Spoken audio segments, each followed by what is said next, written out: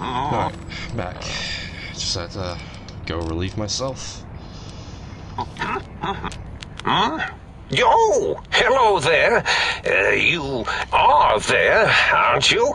Forgive my confusion. So hard to tell these days. You seem familiar somehow. I'm guessing, you're here for your brain, perhaps? It's just up there. Such a nice brain, young, very bright. Little hard to see you. Can you walk into my left, right FOV cone? Ah, that's it. You're coming into focus nicely. Is that better? Depth perception is a problem with this old monitor of mine. Went black a while ago. That's old age for you. Should look at getting the visual nerves reattached. It's just that the right eye would see the wrong things. The flying tortoises were the worst. Would you care for a mentat? Thanks. I love mentats. Delicious and smarty. I have all sorts of amazingly science-orific thoughts and ideas when those chalky tablets are zipping through my biogel. I forget them all not long after, though, especially with the data constipating my memory core. Afraid binary streams might shoot out my chassis. Had to start using the dome floor and walls here to inscribe equations, although I've somewhat lost track of where they start and end. You aren't exactly what I was expecting. Really? That implies preconceived notions, theories, and a hypothesis about this meeting? Please extrapolate. What was I supposed to be like? After all, it might be worth a cognitive realignment if your theoretical Mobius is better than I. Why did you steal my brain? Oh, a variety of reasons. You're something of a homily. Anomaly? You're really quite special, and not in the cranially challenged way. You see, you are the most successful brain extraction experiment ever performed here at Big Mountain. A victim of your own success, as it were. If you were to go back with what your brain knows about the procedure, well, your brain could be popped back in and you could walk right out of here. Can't have brains moving around of their own volition. Why is that a problem? I'm not sure, except that I'm sure there's a very good reason for it. I have very good reasons for almost everything I do. Even if I forget them occasionally, although I feel this one is especially important. Oh well. But I want to leave. Now, that seems to be rather hormonal of you. Flight or fight response, you know. Hard to cut that out completely. Your brain is here, safe with me. We chat over mentats. I need my brain back. Do you? You seem fine without it. And does it even want to go back with you? Maybe you should ask it. It's quite independent, has all manner of opinions. Tell you what, I'll leave it up to your brain. If it wants to go, then fine. If not, well, you should respect its wishes. I was curious about some things. Oh, curiosity. I experience that less now that I know everything. Oh, maybe it was when I found out some unpleasant answers. I can't fix your monitor, but if you're getting ghost reception, I can fix that. The ghosts aren't real? That changes everything. Why, I can save my computing power for other perceptual impossibilities. Please be my guest. The receptor is there, and the side-switching wobbly bob, just turn that. Good. Good? Better? Oh, yes, that feels wonderful. This is even better than my afternoon mentats break.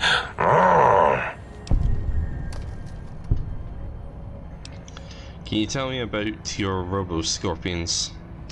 Well, every scientist needs an army. Mine came to me after these rather large scorpions kept coming in from the desert, like poisonous frosting. How scary, I thought, but they had survived when nothing else had. Perfect candidates for improvement as a reward for their tenacity. Then I thought, what if they shot energy bolts and acted as walking eyes and data-drained computers and acted as bullhorns? Then I made them bigger. Then I thought about custard. I do so love custard. Or was it mustard? Mustard custard. I miss sugars and salts. Okay. I find things curious as well. Go on. You don't seem aggressive. Why broadcast threats to the think tank? Oh, I was probably tripping hard on Psycho when I sent that. Had to work myself up to it. Not usually violent, except when I am. Then, watch out! So many chems, such varieties. Whenever I take mentats, I can feel my entire chassis breathe like a big spherical lung. As for the Psycho, sometimes get the chem dispositories in my tank all switched up. Go in the wrong tube. Still, served its purpose. Wait, sounds like you built the Robo-scorpions and issued threats to keep the think tank occupied. Did I? Maybe I did. Can't have them leaving. Some reason for it. Ethics or, con science? You and your brain are quite alike. I'm sure it knows the reasons better than I do. Everything you've told me doesn't add up. Your plan, even your name, Mobius. Dr. Mobius. Rather catchy, isn't it? It's my name, and my new name overwrote the old one. This name's as real as you or I, although I believe your brain expressed similar incredulity at the nature of such an appellation. Someone's been watching too many old-world science fiction movies, it said. I believe it meant me. I must admit I have a vulnerability for holotape fantasies of planets and robots and all that is forbidden. As for the name I was born with, like the think tank, we were all reprogrammed to forget them, take on new names. It enforces the recursion loop in our perception programming. You reprogram their names as part of recursion loop? What, to trap their processors? Now, trap is a rather harsh word, like excrement. Not an inappropriate word, but still rather harsh. But, yes, I did take some liberties with their programming. It's all right, they don't remember. I certainly didn't until you said trap, and then I said excrement, and then... A recursion loop is designed to prevent the flow of information, so... The radar fence to keep the think tank hemmed in wasn't really enough. They keep testing things. They would have found a way to disarm it. I suspect I have Plan 9s in place, but I may have coded myself to forget them, just in case. They're probably very dangerous, lethal, or worse. So I had to do something else to keep them occupied here, or as you like to say, trapped. I prefer to have several Plan 9s in case the 7s fail. Yeah, that's a reference to Plan 9 from outer space. Anyway, Klein, Mobius. O's a circle, 8's an infinity symbol. They're all in loops. I get it. Oh, you figured it out. No pun intended. Dr. O, which is actually not his real name multiplied, since you can't multiply his real name in the first place. Ouroboros, Klein, they have all forgotten themselves. And not only themselves, but the world, sense of time, and history. All that is left is what's here. I reprogrammed their chronometers, geometers, and cartography programs. This is now their world, here, Big Mountain. It was a merciful lobotomy, really, thinking back. They were my friends, but sometimes they would take things too far.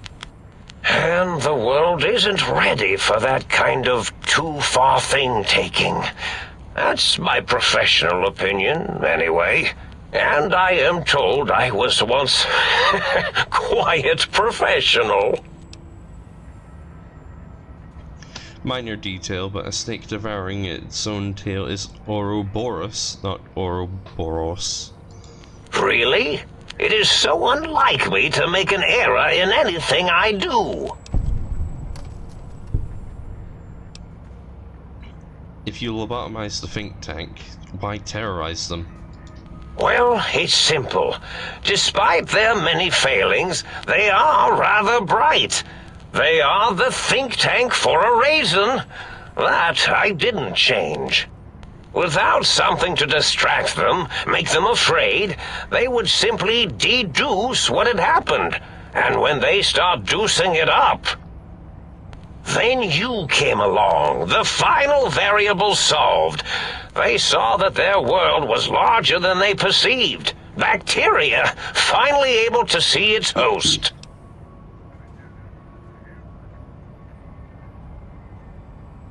There were other visitors, though. Why am I different? There have been other visitors to make them doubt their perceptions, but you are the one who dialed back their monitor micromagnifiers. You were irrefutable proof that there was a world outside. And then there was the whole brain fiasco, which forced me to take steps. See, your brain had a special kind of wrinkle, a uniquity that they had never thought to try in all their countless escape attempts.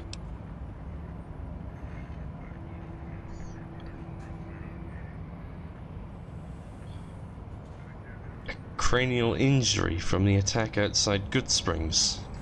Yes, very good. I should have mentats ingest you instead of the other way around.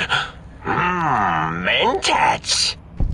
In any event, you showed up at the think tank, and because you had suffered a cranial injury in just the right place, bullets in the head are usually much more fatal, and yours was a light case of bullet headitis. But it was enough for the autodock in the sink to change its programming to fix the problem. And the brain extraction technology for once worked. That gave the think tank the knowledge its brains couldn't possess.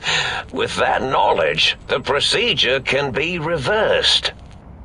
If they obtain that procedural data, they can use it to mush and modify their cranial cells into hosts to slip past the radar fence. I'm sure of it. And once they're off the reservation... So if I don't get my brain back in my head, I can't leave, ever? Oh, no. I doubt your brain would be so unreasonable. It already knows the trick of it, you see. Doesn't need to be in a host body at all. If you become friends or exist in an uneasy truce with weapons aimed at each other, it would unlock the fence for you.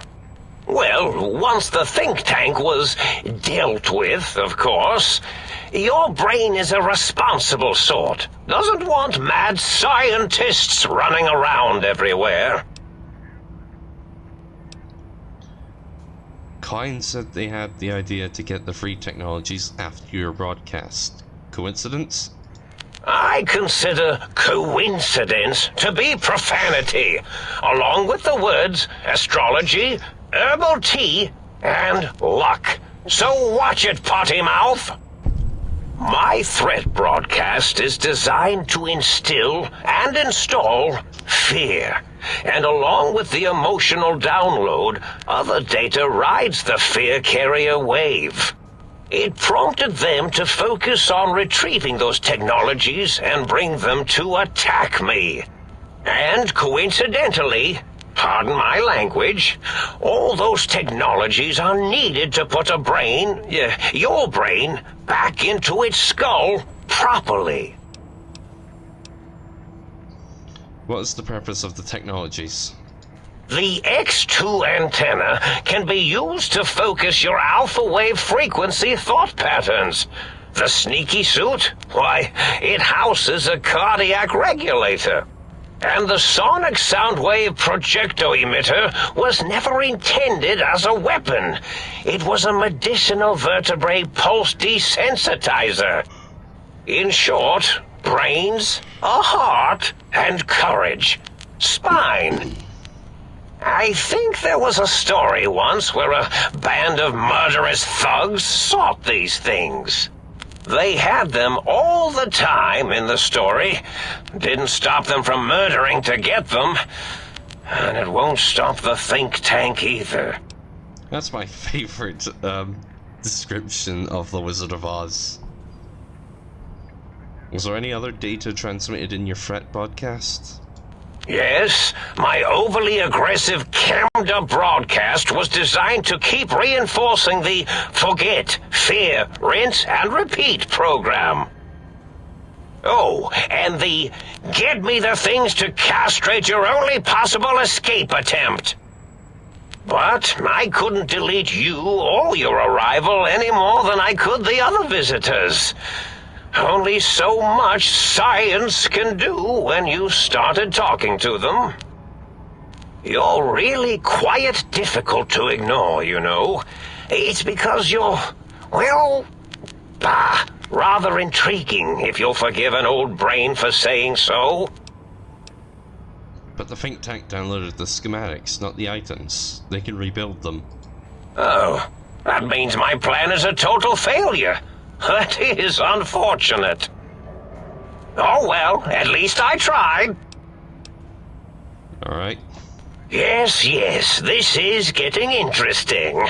You are just filled with these little slices of curiosity, aren't you? Alright. Indeed. The goodbye part of our little chat, then. Goodbye.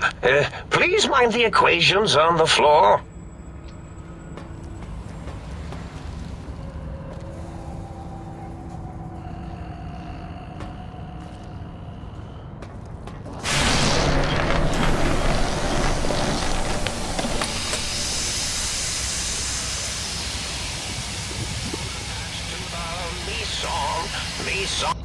Well, look who finally dragged themselves in out of the wasteland. And where have we been, Crawling through pits of radioactive muck again? Why does my brain sound so masculine? Just as a reminder, I did choose to play this game as a woman. Ah, well, as to that, you'd be surprised how hard a feminine-sounding voice modulator is to find in the Forbidden Zone. It's not as though brain-sustaining life support tanks grow on trees. I had to take what I could get. Are you my brain? Ah, lovely. Figured that out, have we? Would you like a cookie? There's no need to be sarcastic. Meeting your own brain is a slightly odd event. Yes, well, believe me, the opposite is equally true. Good Lord, have you bathed at all since they pulled me out of you? Yes, because running around a crater full of bizarre science experiments Hygiene is a top priority. Well, I see sarcasm hasn't eluded you. Fine, perhaps now isn't the best time, but it's the principle of the thing. Why are you such a dick? Well, that's a fine how do you do. Me, quote, dick, unquote, as if I'm the one responsible for the way you carry on gadding about the wastes. I'm not the one that makes us clamber around Technus-infested ancient vaults or go charging off to New Vegas on missions of ill-conceived revenge. And have we forgotten who got us shot in the head and buried in a shallow grave? Do you think I enjoyed that little moment? Of course you're responsible. You're my brain. I most certainly am not. I'm the seat of all reason and logic in our little partnership. All those, feelings that motivate you, those urges to hurt people, to take and crush and maim, do you know where they come from? Glands. They come from glands. Free of the tyranny of your ape-like and primitive endocrine system, I can see how foolish your motives are. But you're the source of most of those glands. Unless you're arguing that my thyroid is to blame? Well, look, it's all a very complex system of biofeedback and other things I wouldn't expect you to understand. Admit it, you're just as glandular as I am. Oh, all right. Perhaps I am, but at least I'm logical about it. Don't you want to get reunited? I thought you'd be happy to get back into my head. I'm not going to lie to you. The prospect is definitely not that appealing. Look at it from my perspective. Here I have peace, quiet, and safety. Well, barring the odd rogue scorpion. In your head, I've got poison, radiation, grisly injuries, and biological functions. Do you know how much more you can get done when you're not constantly looking for places to urinate? It's quite a lot, I can tell you. What about the good things? What about a cool breeze on your cheek? The smell of food? Love? Overrated biological feedback. Believe me, you only feel that way because you've got all that meat. Oozing hormones. Isn't it just as true you only feel this way because you're lacking those hormones? I suppose you're right. That does call certain assumptions into question, doesn't it? So we're at an impasse. You can't feel what I feel, and I can't think the way you think. Indeed, quite the conundrum. How do you suppose we resolve it? I think we have to trust each other and acknowledge that we aren't complete if we're separated. I suppose there might be some advantage to that, yes. There's a chance that the reintegration would create some improved synergy between us. So what do you say, Brain? Join me for some more wild adventures? Well, I suppose you've convinced me well enough. I'll rejoin your body if that's your final decision. Unfortunately, before we get to that stage of the proceedings, we have a problem. Even if I could settle myself back in your skull and reconnect all those pesky nerve endings, Dr. Mobius doesn't have the tools here. We would have to make use of Dr. Klein's lab, and I rather doubt the brains are inclined to share.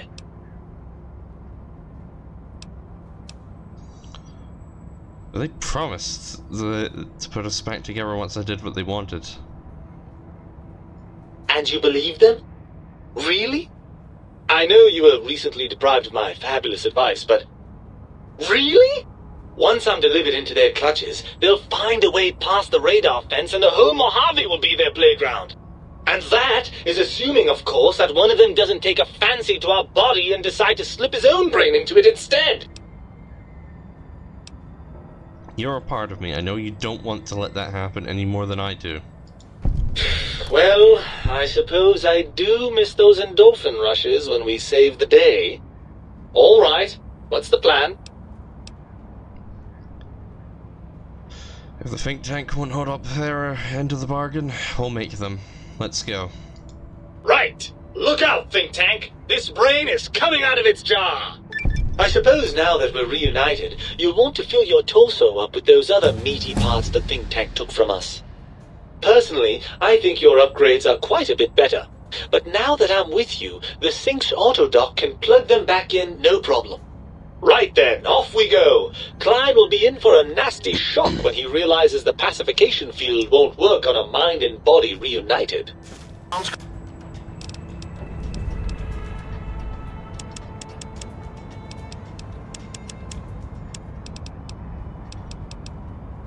Okay.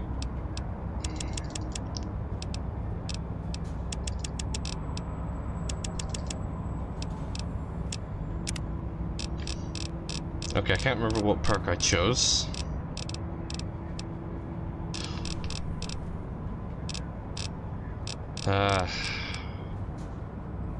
No, but I will get that at some point. That's a good one to have, but no.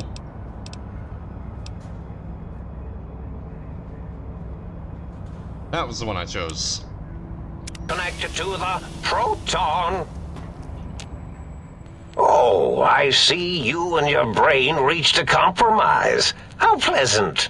I hypothesized after the indignant frequencies my receptors had recepted, such a partnership-based conclusion would be low on the likely scale.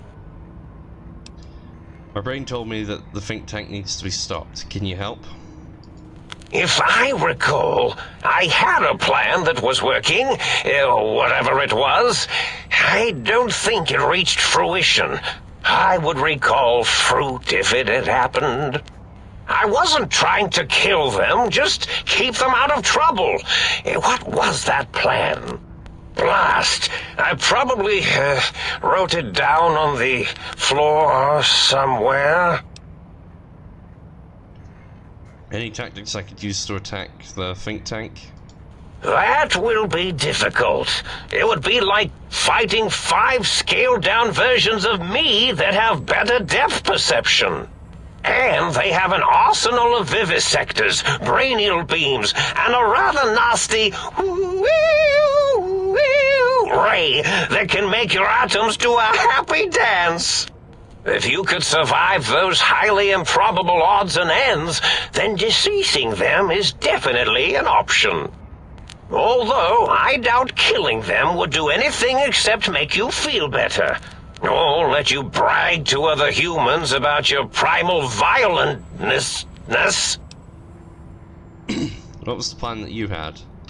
Something ingenious and needlessly complicated, I expect. I may have already told you and forgotten it. I forgot I had forgotten pencils until one day I found one. Spent days studying its purpose before my memory circuit kicked in. Felt quite silly. Anything I could do that doesn't require violence? Well, you could try and appeal to their humanity. That's a tired cliche. And really, when they were humans, they weren't very good humans. Any suggestions on how to make them change their minds? Well, there's many things they have forgotten, sitting in their bowls. Friendship, the thrill of discovery, love, masturbation, the usual. Much like your brain, I am certain there is something you can spark within each of them. Memories, hormones. A wise man once said, "The eyes do more than see. Make them see, if you can. Or, if not, you can always make them succumb to fear." It certainly worked for me, for a time. Then you came along, and bravery and/or desperation trumped that little idea. Back to the drawing board, I suppose. Or is this the end? Hard to tell. Scare them? How? Oh, tell them I'm still alive. We had a nice chat, and we agree on a few things. That's true, isn't it? Or you could kill me and lie about it. Either way, it would be interesting. And if you are partial to lying and deception, well, you could tell them a ludicrous lie. The more over the top, the better. That's my experience. They're more than a little gullible. Better make it convincing, though, or it'll be the dissection table and vivisectors for you. And if you speak of me, please try and make me look good. I am Dr. Mobius, after all, not some lab assistant teacher's aide. Can I have it, Mentat? Why, of course you can. I am well versed in the science of sharing. Well, when not chemmed out of my sphere. Alright. Goodbye. I like Mobius. He's pretty much the only one of the scientists that you can even consider to be good.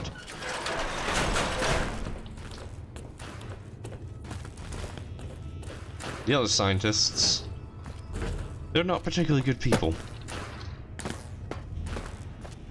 Kine especially.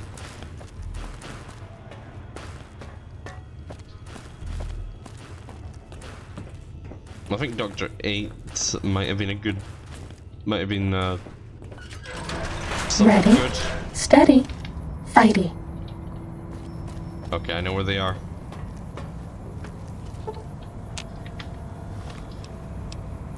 I think Dr. 8 might have been someone that was somewhat good, but I can't remember. Who do you think is cuter, Dr. Klein or Dr. Boros? Firstly, What's the hat? here's a sound wave file for you. Right on.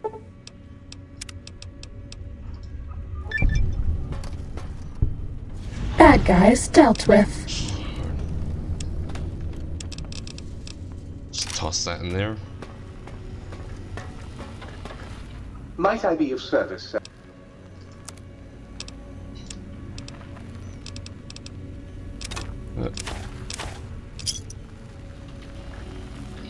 You require some addition.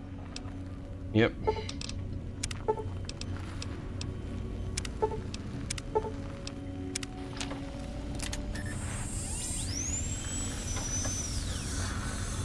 You require some addition. Let's get my spine back.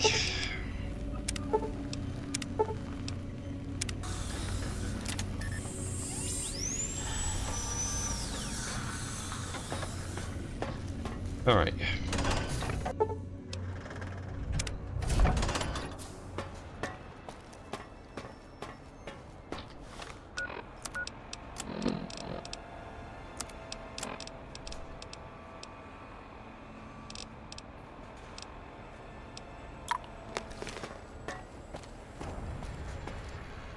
The lobotomite returns. Our lobotomite.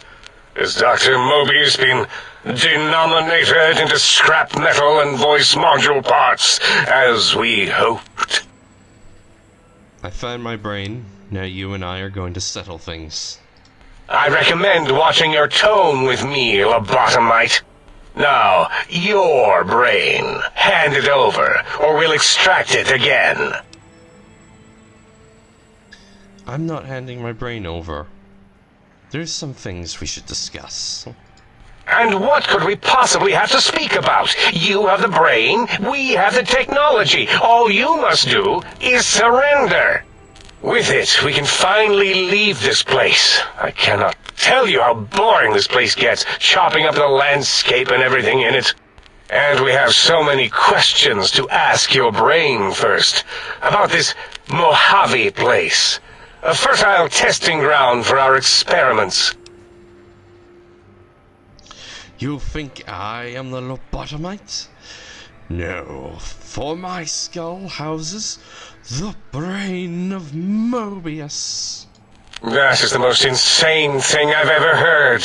There's no way Mobius would condescend to step inside you. Besides, there's no way such a thing could be accomplished. It's impossible. Nothing is impossible for science. Mesons, lasers, atoms, brainwaves, all are at my command. You speak the truth. And the decibel variation in your voice, it is Mobius. How dare you breach the sink tank? And what do you want here? Here, I offer a deal. Stay here, stay put, and I'll let you live. That's no deal at all. There's a whole world beyond the crater, filled with ideas and possibilities. We could have escaped, seen it all for ourselves, tested it, prodded at it, made it squirm. I will permit you to do this for me. Partner with you? My foe? My rival? My foremost critic? I have a strange sensation that I would like that. How odd. Very well, partner. The think tank is at your service as long as you do not destroy us.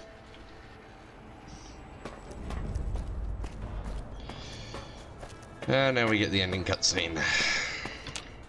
As it had been in the years before the Great War, Big Mountain, the Big Empty, became home to one of the brightest minds of the 23rd century. The courier watched over the Big Empty for years to come, caring for it and keeping its discoveries safe until they were needed to help others. Which had always been Big Mountain's purpose. Past the laboratories and science, it had always been intended as a place to build the future of all mankind. The Sync Central Intelligence Unit was impressed by the amount of exploration the courier had undertaken. Facilities believed lost, destroyed, or ones that had simply gotten up and walked to new locations had been rediscovered by its intrepid new master. Internally, the artificial personality debated as to whether it preferred the old management to the new, and concluded that the courier's thorough approach to research and investigation was admirable and worthy of its respect. Dr. Mobius continued his research undisturbed in the Forbidden Zone. As much as he had attempted to create better scorpions, he tried the same with humanity, with considerably less success. These failures didn't bother him overmuch.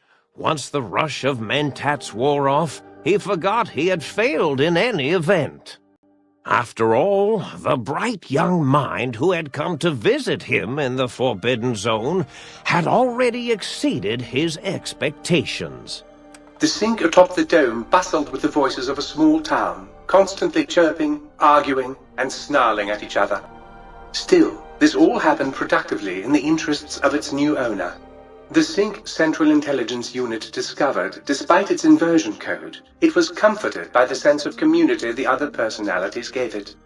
The Biological Research Station, obsessed with seeding everything in sight, requested a transfer to the X-22 Botanical Garden, so that it might, in its own words, sensually fertilize the garden's smooth contours. The garden sent back a polite refusal, saying it had prior commitments with a vault it had helped infect before the war. The book chute continued to devour all seditious materials until it nearly choked on a paperclip. It adamantly maintained it was a Chinese paperclip, and the whole thing had been an elaborately orchestrated assassination attempt. Whatever the reason, it slowed down for a while, carefully appraising each document and clipboard that came to it. The light switches continued to bicker and flicker.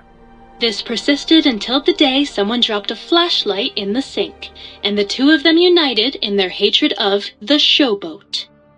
One of them eventually transferred to the Lightwave Dynamics plant, and began a long, unrequited affair with one of the holograms. The sink continued to ruthlessly scrub any particulate matter that came near it. Eventually, it gained access to the magneto-hydraulics plant and nearly flooded all the Big Empty in an attempt to scrub the crater clean. Once it learned of the innovative toxins plant, however, it gained new purpose. It sought to develop antitoxins to flush into its drains and counteract the poisons bleeding into the soil. The toaster, continued its psychotic spree, reducing all appliances in range to scrap electronics and spare parts. After one of its more psychotic episodes, however, the other Sync personalities decided enough was enough and dumped the toaster in a bathtub. Sparking and hissing, the toaster swore its enemies would rue the day when they had bread and no way to toast it. Muggy did his best to collect coffee cups, although in his quest, he accidentally trapped himself in Higgs Village. It might have been the end for poor Muggy. Except, he found it peaceful there, tidying up the kitchens of the think tank professors back when they had been flesh and bone. Well, except for Dr. O, who was an asshole for having created Muggy in the first place. Muggy left O's house deliberately dirty, punishing the dishes and cups that lived there in blind revenge for serving Dr. O. Blind old Jefferson, with sounds the courier brought him, created a symphonic counter-frequency that saved Big Mountain from sonic invasion in 2910. If you didn't hear about it, good. It was rumored by the other personalities that he had a brief fling with the light switches. Although he forgot their names once too often and was soon left in the dark as punishment. Autodoc, always gentle and methodical, kept sewing up the courier in all the right places when the skin split open from repeated wear and tear. The Autodoc was just glad to have purpose again. It heard its simpler brothers and sisters who got shipped to the Sierra Madre were bored out of their skulls in that toxic dead city. In time, the Autodoc found a way to deactivate the Y-17 trauma harnesses, releasing the corpses they had held prisoner for almost 200 years. As the courier ran through the X8 facility multiple times, the computers analyzed the test subject's movements. Rather than performing a superficial observation, they realized the subject barely knew what communism was, or even what a high school was. This confused them for a time, until the facility finally realized that its research had succeeded. So it let its cyber dogs out into the wastes to help protect small communities from physical aggression rather than communist propaganda. The infiltration program in X-13 felt spent, having repeatedly upgraded the stealth suit until it could upgrade it no more. It felt warm, fulfilled, and a bit sluggish. It realized not long after the stealth suit had left it without so much as a note on the nightstand. So the infiltration program sent out robo-brains into the wastes, looking for its wayward technology. It eventually found Repcon HQ and set up a new research center, testing and murdering fiends who kept breaking into the facility.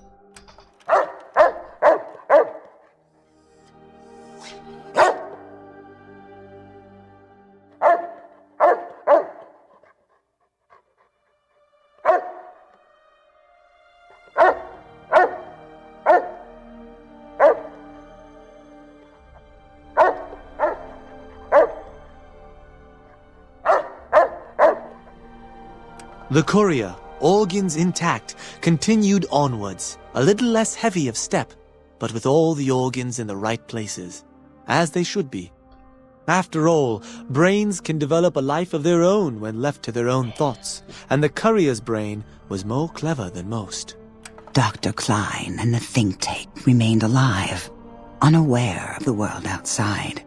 They looped through their daily routine, none the wiser about the world beyond, although perhaps wiser was the wrong word. The world outside belonged to the courier, and if anyone would shape it, well, the courier had already called dibs. There is an expression in the wasteland, old world blues. It refers to those so obsessed with the past they can't see the present, much less the future, for what it is. They stare into the what was, eyes like pilot lights, guttering and spent, as the realities of their world continue on around them. Science is a long, steady progression into the future. What may seem a sudden event often isn't felt for years, even centuries to come. In the times following the Second Battle of Hoover Dam, however, Old World blues took on a new meaning. Where once it was viewed as a form of sadness, nostalgia, it became an expression describing the potential for the future.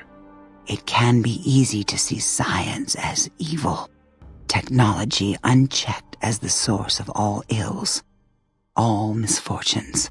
With the courier at the helm, science became a beacon for the future.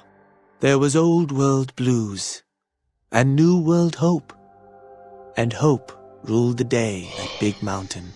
We could say more, but the stories in the Big Empty speak for themselves. Now armed with the transportal ponder, the courier could return to the dome at any time and crack open the secrets of the Big Empty one by one. The sink sat vigilant, waiting for its master to return, shoes covered in Mojave dust. Only one road yet remained, and it was one the courier had to walk alone.